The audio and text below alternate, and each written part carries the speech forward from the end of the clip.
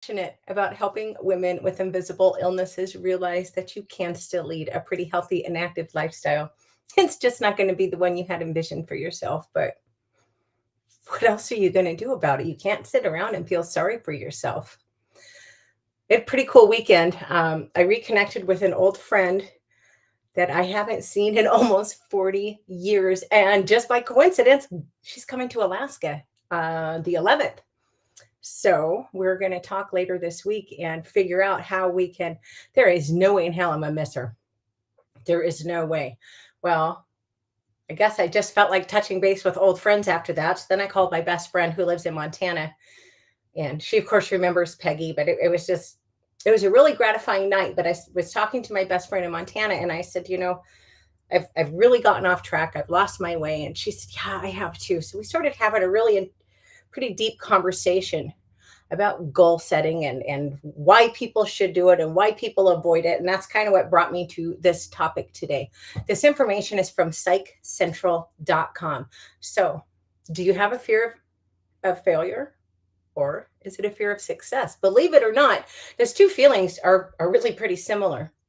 When you have a fear of failure, it's often because you've got a track record of not doing so hot, or maybe you've been harshly criticized or punished in the past for mistakes that you've made.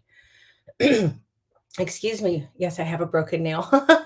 Maybe you're a perfectionist, which, by the way, perfection does not exist, so stop chasing it.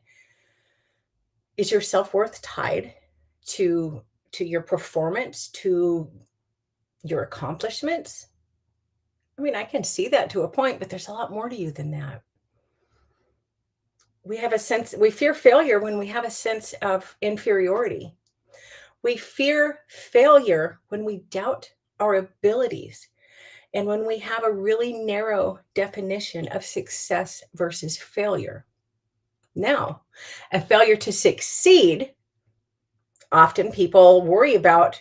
Did I say a failure to succeed? A fear, a fear of success. It's often because people just don't feel like they deserve it. Why should I get this? I don't deserve this. Sure you do. Um, we're concerned, God, if I get that promotion, it's going to be a lot more work. It's going to be a lot more pressure. It's going to be a lot more stress. Unfortunately, success can often have a negative impact on relationships because people get jealous. People feel threatened often, which they shouldn't, but but they do. They feel threatened by your success. And that's one of the reasons why a lot of people are concerned about being successful.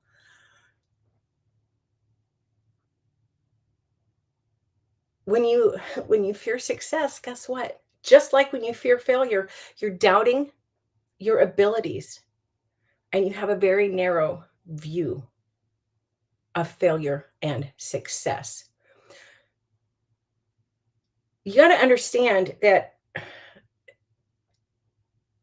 all this stuff is it's all fixable. That's the good news. It's all fixable. But you need to understand, you need to acknowledge that you're having these feelings. You cannot fix a problem you won't face. So don't dismiss.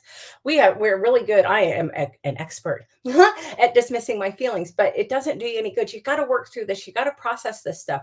So acknowledge how you feel. Maybe you are worried about how this is going to impact your relationships. Is there any true basis for those feelings? And then there may be. You might be in a very valid position to be concerned about that. But a friend of mine, a good friend of mine a few years ago got a huge raise. I think it was $25,000 a year. That's a hell of a big raise. And she not long after that, she was doubting her abilities and doubting, I didn't deserve this. Nonsense. You absolutely did. The people around you see that in you and they believe in you. But if you don't acknowledge that you have these feelings, you can't fix them, and you're always going to struggle with this. You need to look for the potential. Look, you know what? If I do that, what if I fail? Well, okay. What if you do? Have you ever stopped to consider what if you succeed? What would your life look like if you were successful at whatever it is, whatever the endeavor is? You should really visualize, how would this look for me? How, and get detailed. Get out a pen and paper, get as detailed as you possibly can. How would this look for me if I succeed here? How am I going to feel emotionally? How am I going to feel physically? Maybe it'll give you enough confidence. You're going to walk a little taller, pull your shoulders back more, or maybe it's a health and fitness goal where you're literally going to have a physical difference. For me, because my faith is really, really important to me, how is this going to impact me spiritually? Because I'm getting to the point where most of my goals are actually rooted in my faith, which I think is kind of cool. Anyway, you need to appreciate the growth. You need to appreciate the growth that comes with trying. Look, the only real failure is if you don't try. Otherwise, it's just feedback. So you go out, you try something, you fall flat on your ass. Okay. Now you know that that doesn't work for you. Pick yourself up, dust yourself off. Okay, this didn't work. Let's try another direction. There's so many different ways to get to where you want to be. Just because you fail a couple times, don't let it stop you. Look, if you didn't keep going when you failed, you would have never learned how to walk. You would have never learned how to ride a bike. We make such a big emotional deal over failure, but we really shouldn't because, well, first of all, it's inevitable. You're going to fail. That's life. But it's just feedback. That's it. That's literally all failure is. You need to remove your narrow view of success versus failure. And here's the really big kick. You need to be sure that whatever yardstick you're using to measure yourself, make sure it's yours. Maybe society is telling you, oh, well, you need to be a corporate wife with a huge career and send your kids off to daycare. And that's not what you want. Maybe you want to be a stay-at-home mom. Well, then you know what? There's nothing wrong with that. That just means that you need to make sure that what you're viewing as success is your definition of success and not from outside pressures, not from your family, not from society, but what you want. Maybe you're a guy who wants to be a stay-at-home dad. There's a lot that I would imagine there's still a hell of a lot of stigma around that. There shouldn't be. If a loving parent is willing to stay home with kid, it shouldn't matter who it is. But yeah, societal yardstick, a lot of people would look at that as a failure. Don't.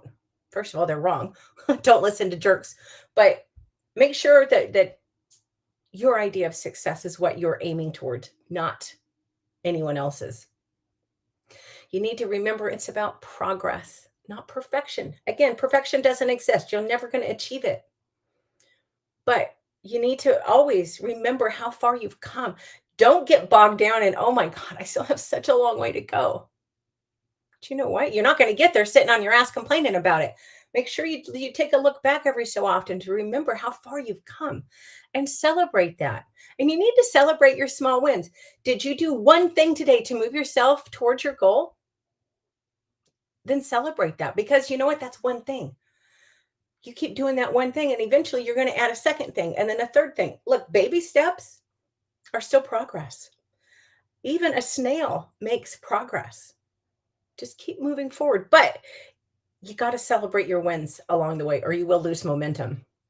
And finally, you need to remember that neither success nor failure really defines who you are as a person.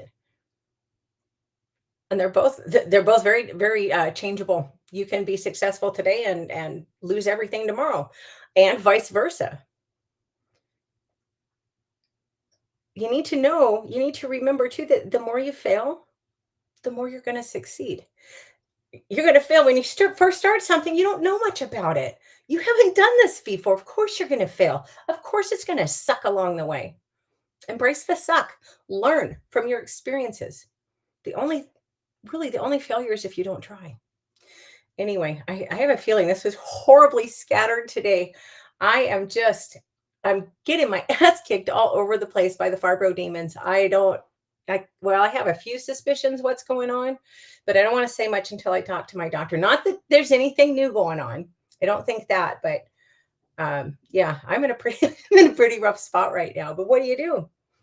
Sitting here feeling sorry for myself ain't going to change anything. So I just smile and make the best of it. Anyway, I hope you'll have a fantastic afternoon. I will be back Wednesday at 11 o'clock.